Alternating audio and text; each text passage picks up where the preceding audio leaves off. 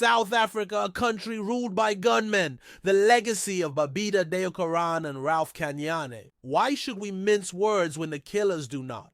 When their masters sign death warrants with the same hands they use to sign government contracts? This country is not a democracy. This is not a nation ruled by law.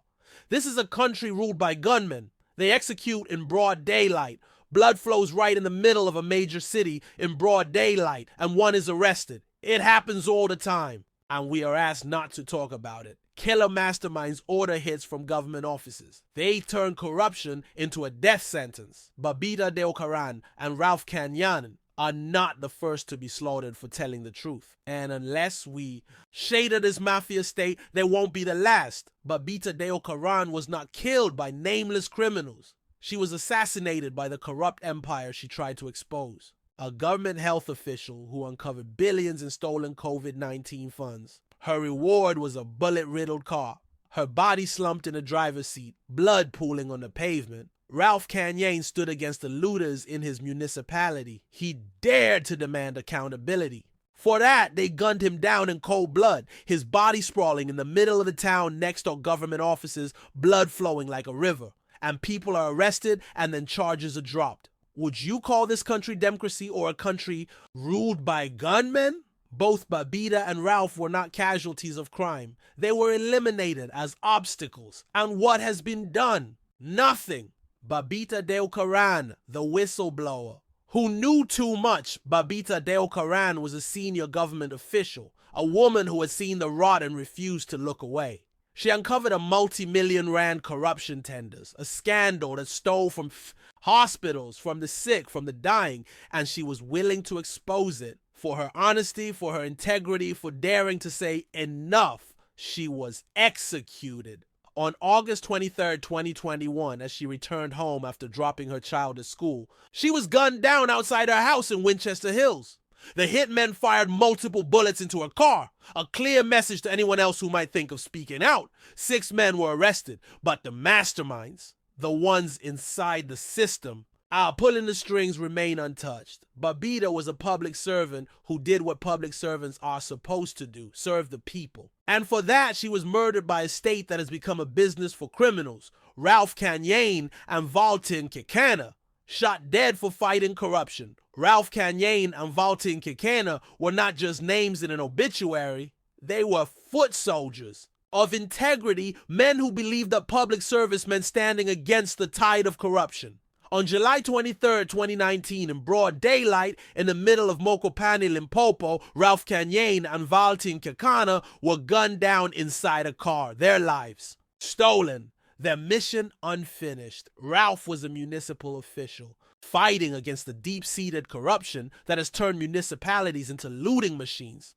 Valtin was a political activist, a man who believed in clean governance, in rooting out the criminals who have hijacked local government. They were silenced not because they had done wrong, but because they had done right. They stood against corruption, and for that they were executed like criminals, while the real criminals continued to sit in air-conditioned offices, signing fraudulent contracts, living off stolen taxpayer money. When public servants become targets, the state has collapsed. When those who fight for honesty, for transparency, for justice end up shot, bleeding in their own driveways, slumped over in their cars, hunted like animals, then we must face an undeniable truth. The state is no longer in control. The criminals are Babita Deokaran, Ralph Kanyane, Valtin Kekana. These were not isolated killings. They were assassinations, part of a broader war. A war waged by corruption against integrity, by criminals against the law, by a captured state against its own conscience. These murders tell a single horrifying story: expose corruption, and you will be silenced. Speak out, and they will hunt you down. Refuse to be bought, and you will be buried. And yet, even in their deaths, they are louder than the living cowards who sit in government offices, knowing the truth, yet saying nothing. Who is next? The open season on public servants who refuse to bend. How many other public servants sit in silence, knowing that speaking up means becoming the next Babita, that the killers walk free, the masterminds sit in power, the money keeps flowing, and Anyone who dares to resist is marked for execution. This is South Africa, a country where whistleblowing is suicide, a country where corruption is protected at gunpoint, a country where the government rules through murder, not policy. If we do not fight back, if we do not demand justice, then we have already surrendered, because in a country ruled by gunmen, silence is complicity.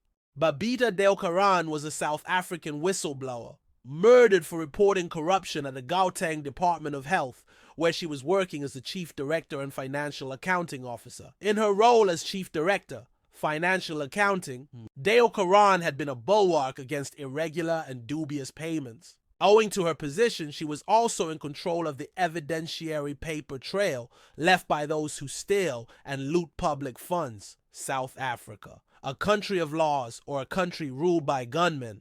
Babita Deokaran was not a criminal. She was not a thief. She was not a gangster. She was a public servant who believed in the rule of law. She upheld the Public Finance Management Act, PFMA, a law that demands that public funds must not be wasted, must not be stolen, must not be turned into personal wealth for the corrupt. For this, she was executed in cold blood, shot, hunted, eliminated, in broad daylight, outside her home, just after dropping off her child at school. A woman who followed the law was assassinated by those who break it. And what happened next? The headlines rolled in.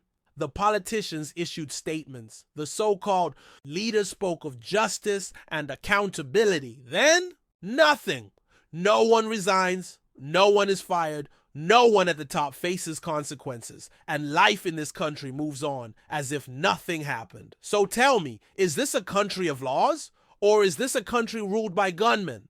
The law in South Africa, a joke, a decoration, a lie. The Public Finance Management Act is a legally binding framework meant to prevent corruption and financial abuse. It says that public servants must protect state resources and ensure accountability. There must be no wasteful, fruitless, or corrupt expenditure. Those who mismanage state funds must be held accountable. Babita Deokaran lived by these principles. She refused to turn a blind eye to the looting of public funds in the government health department. She believed in the law. She believed that South Africa could be governed by justice, not criminal syndicates. But this is not a country of laws. It is a country where laws exist only on paper, while the real rulers settle disputes with bullets. Babita Deokaran followed the law. The gunmen followed her. And in the end, the gunmen won. Murder in the name of corruption, a system that protects criminals. If South Africa was truly a nation of laws, then Babita's killers would not be walking free. The people who stole billions from public funds would be in jail. The politicians and officials who enabled the corruption she exposed would be removed, prosecuted, and shamed. But instead, we see the opposite. Who gets fired? No one. Who gets arrested? The low-level hitmen, while the masterminds continue their work in government. Who suffers? The honest, the law-abiding, the taxpayers, the people who still believe in justice. South Africa's so-called leadership does not govern by law. They govern by fear, by violence, by elimination. If you challenge the corruption, you are marked for death. And when you die, the criminals remain untouched. The question we must answer, South Africa must stop pretending. Are we a country of laws, justice, and accountability? Or are we a mafia state where criminals run the government and the only real law is the law of the gun? Because right now the answer is clear. This country belongs to the killers. This country belongs to the looters. This country belongs to the gunmen, and unless we fight back, unless we demand real justice, unless we refuse to let these murders become just another forgotten headline, the gunmen will keep winning. Babita Deokaran, murdered for exposing R1 billion corruption. Babita Deokaran never set out to be a hero, a whistleblower, or a martyr. She was a civil servant, a career professional who believed in the integrity of public finance. She started from the ground up, a clerk in government rising through the ranks over 3 decades to become a senior financial officer. She followed the law. She did her job, and for that she was executed. Babita Deokaran did not go looking for trouble. But when she discovered a R1 billion corruption racket at Tembisa Hospital, she refused to look away. She followed the money, she traced the fraud, and she found herself staring into the abyss of a vast criminal network, siphoning state funds with impunity. At that moment, she had two choices: keep quiet, turn a blind eye, and live. Speak out, expose the truth, and face the consequences. Babita Deokaran chose courage. She chose honesty. She chose South Africa. She reported her findings to the Special Investigating Unit, SIU. She did the right thing. She trusted the system to protect her. The system failed her. She was placed on special leave, but not placed under protection. The South African Police Service and the state abandoned her. They left her exposed, and the killers came. The cold-blooded assassination of Babita Deokaran. That day she was murdered, the morning began like any other. Babita Deokaran left her home in the southern suburbs of Johannesburg, took her daughter to school, and drove back home. She had no reason to believe this would be her last morning alive. As she pulled into her driveway, 6 assassins were already waiting. They knew exactly where she would be. They knew exactly what time she would return. They weren't there to threaten her. They weren't there to scare her. They were there to kill. As she sat in her car, trapped with nowhere to run, they unleashed a hail of bullets into her body. It was not an accident. It was not a robbery. It was a calculated execution. They silenced Babita Deokaran, but they did not erase what she stood for. A government that kills those who expose its rot Babita Deokaran should have been a protected witness. Babita Deokaran should have been given security. Babita Deokaran should be alive today. But South Africa is not a country that protects whistleblowers. It hunts them down. It abandons them. It lets them bleed out in their own driveways while the looters continue stealing. The state failed Babita Deokaran just as it has failed every honest South African who believes in justice, accountability, and the rule of law. The billion-rand corruption scheme she uncovered, still running. The masterminds behind the looting, still in power. The people who pulled the trigger, arrested, but the ones who ordered the hit remain untouchable. This is South Africa's reality, a country where the truth gets you killed while criminals live comfortably off stolen public money. The murder of Babita Deokaran is a warning to every honest public servant. Babita Deokaran's assassination was not random violence. It was a message. It was a clear warning to anyone in government who dares to expose corruption. It said, speak out and you will die. It said, expose us and we will hunt you. It said, there is no protection. The police will not help you. The government will not save you. You are alone. And that is why corruption flourishes in South Africa. Because fear keeps people silent. Because the government doesn't just tolerate corruption, it kills to protect it. Babita Deokaran was not just murdered. She was sacrificed on the altar of corruption. A billion-rand fraud network survived. An honest public servant did not. This is not justice. This is not governance. This is a country ruled by assassins and criminals in suits. South Africa must choose justice or a mafia state. The murder of Babita Deokaran forces one brutal question upon South Africa. Are we a country of laws or a country of gunmen? Right now, the answer is clear. The gunmen rule, the thieves govern, and justice is just a bullet away from death until we rise. Until we refuse to move on, until we demand that Babita Deokaran's killers, not just the gunmen, but the ones who ordered her death, are exposed and brought down. Then, and only then, will we honor the legacy of Babita Deokaran, a woman who lived by the law and was murdered by those who defied it. Ralph Kanyane, murdered for exposing corruption, a country ruled by killers. We have spoken at length about Babita Deokaran.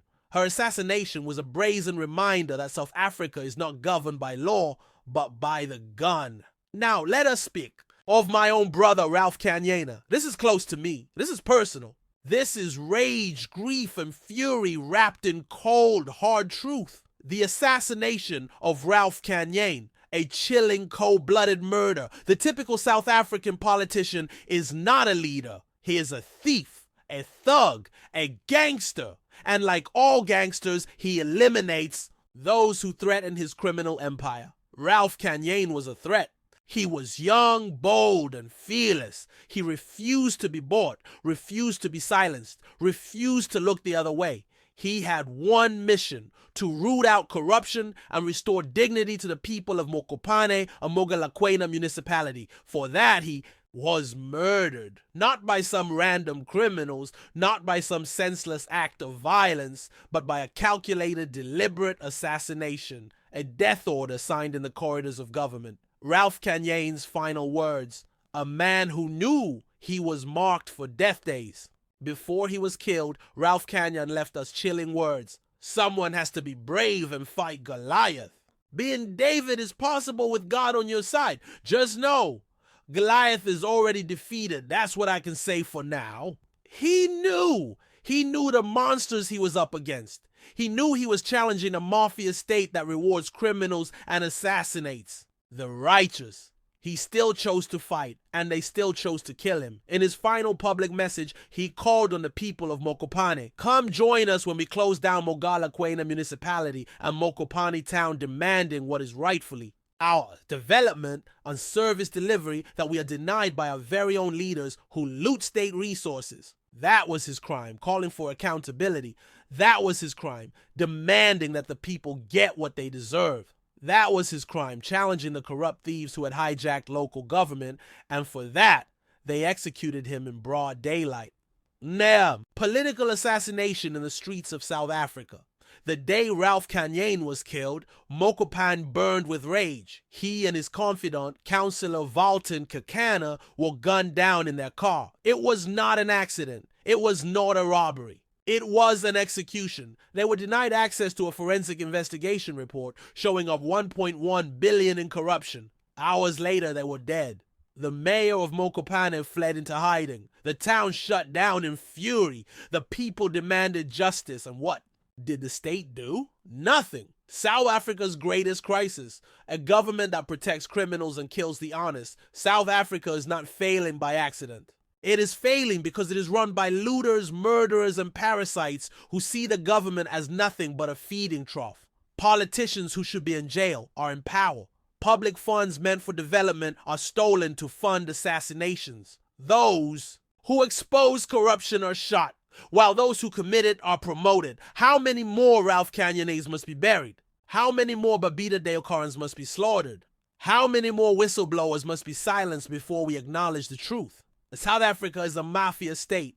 We must stop pretending. This is not a democracy. This is not a country governed by law. This is not a nation where accountability exists. This is a mafia state, a country where political hyenas devour public funds, a country where municipal officials run extortion rackets instead of service delivery, a country where being honest gets you executed. And so we must call things as they are. These are not politicians. These are not leaders. These are criminals. They are killers. They must be named, exposed, and brought down until we confront this truth, until we refuse to move on, until we demand justice with the full force of our collective rage. The killers will keep winning. The thieves will keep stealing, and South Africa will continue sinking. This is the fight of our time, and we cannot afford to lose.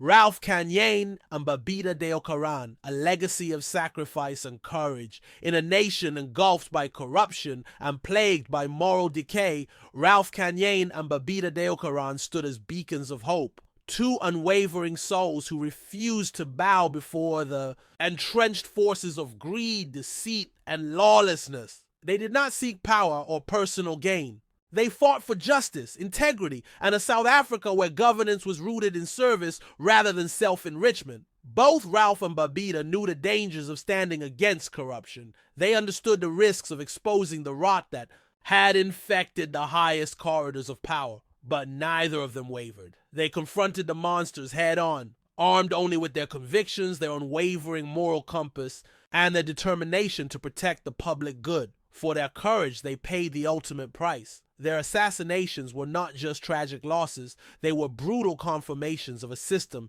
that punishes integrity and rewards criminality. The bullets that silenced them were not just fired at individuals, they were fired at the very idea of accountability, at the dream of a South Africa that serves its people rather than devours them. Their deaths underscore a chilling reality. Those who dare to stand against corruption in this country do so at the cost of their own lives. Yet we must not let their stories end with their murders. We must not allow their sacrifices to fade into silence. Instead, let Ralph Kanyane and Babita Deokaran ignite a movement, a call to arms for all who dream of a South Africa where justice prevails, where dignity is restored, where public service is no longer a haven for looters and murderers. This is not just a fight for good governance. It is a battle for the very soul of our nation. The blood of these two heroes cries out for action, for a reckoning with the forces that have betrayed the people. Their lives stand as testaments to the power of individual resolve in confronting systemic injustice. Their legacy demands that we too find the courage to speak out, to refuse complicity, to demand transparency and accountability. In the end, Ralph Kanyane and Babita Deokaran's legacies are not of victimhood, but of victory. They may have been silenced, but their voices resound louder than ever. They challenge us to rise above our fears, to confront the darkness with unyielding light, to resist the normalization of corruption and state-sponsored criminality. South Africa cannot afford to lose another hero to the cowardice of silence. It is time to act. It is time to turn grief into action, anger into resolve, and despair into hope. To honor Ralph and Babita's sacrifice, we must commit ourselves to relentless determination in the fight for justice. Let us carry forward their dream of a South Africa reborn, a nation that lives up to its promise of equality, accountability, and prosperity. Ralph Kanyane and Babita Deokaran live on in every voice that demands change, in every heart that beats for justice. Their courage will not be forgotten. Their fight is now ours. The whistleblowing framework, a broken shield in a corrupt system. The whistleblowing framework in South Africa is supposed to be a legal and institutional mechanism designed to protect those who expose corruption, fraud, and misconduct in government and the private sector. It is meant to be a shield for truth tellers, ensuring that whistleblowers do not face retaliation, intimidation, or worse, assassination. But let's be brutally honest, this framework is a failure. Babita Deokaran followed the law. She blew the whistle. She was murdered. Ralph Kanyane fought against corruption. He was gunned down. Countless other whistleblowers live in fear, are forced into hiding, or disappear without a trace. What is the whistleblowing framework supposed to do? The Protected Disclosures Act, PDA of 2000, forms the legal backbone of whistleblower protection in South Africa. It supposedly allows employees to report unlawful or corrupt activities in the workplace without fear of retaliation, prohibits employers from victimizing whistleblowers through dismissal, demotion, or harassment, encourages ethical governance by giving whistleblowers legal protection and a platform to expose wrongdoing. The National Anti-Corruption Strategy and the G20 Whistleblowing Framework are also meant to create an environment where whistleblowers feel safe coming forward. But in reality, none of this stops bullets. None of this prevents assassins from carrying out politically motivated executions. Why the whistleblowing framework is a joke in South Africa and no real protection. Whistleblowers are sitting ducks. The system does not provide physical protection. For whistleblowers, Babita Deokaran was put on special leave but was not given security. Days later, she was dead. The police and intelligence agencies do nothing to protect those who expose the corrupt elite. No consequences for the killers. The people who order assassinations walk free. The hitmen might be caught, but the masterminds remain in power, untouched and untouchable. The corruption whistleblowers die for. It continues as usual. Government is the biggest employer of hitmen. Many whistleblowers are killed by the very government they serve. Ralph Kanyane and Valtine Kekana were killed for exposing corruption in Mogalakwena municipality. How can you expect a corrupt government to protect those who expose its crimes? The system encourages silence, not truth. Whistleblowers are fired, blacklisted, and exiled. If you speak out, you are marked. Most people stay silent, not because they don't see corruption, but because they want to live. What needs to change? A real whistleblower protection system. The whistleblowing framework must be completely restructured if South Africa is to stand a chance against corruption. Guaranteed physical protection. Whistleblowers must be immediately placed under state protection, not left to fend for themselves. A whistleblower protection unit must be created to relocate and safeguard those in danger. Punishment for those who order assassinations. It is not enough to arrest hitmen. The real killers are the corrupt officials who order the murders. Dedicated task force must investigate and expose the masterminds behind political killings. Whistleblower funds and compensation. Many whistleblowers lose their jobs and livelihoods. State-backed financial security fund must ensure that whistleblowers and their families are not left destitute. Independent oversight, no more self-policing. Fully independent anti-corruption body must be established, one that cannot be controlled or infiltrated by corrupt politicians. Whistleblower reports should be handled outside of government institutions to prevent interference, the harsh reality. Until these changes happen, whistleblowing is a death sentence. South Africa's whistleblowing framework exists only on paper. It is a weak, broken, and ineffective system that does nothing to stop corruption and even less to protect those who fight it. Babita Deokaran should have been a hero. Instead, she was gunned down like a criminal. Ralph Kanyane stood for the people. Instead, he was executed in his car. If we do not fix this system, their deaths will be just another chapter in South Africa's long, bloody war on truth. Whistleblowing should not be a death sentence. Until the system is changed, it will remain one.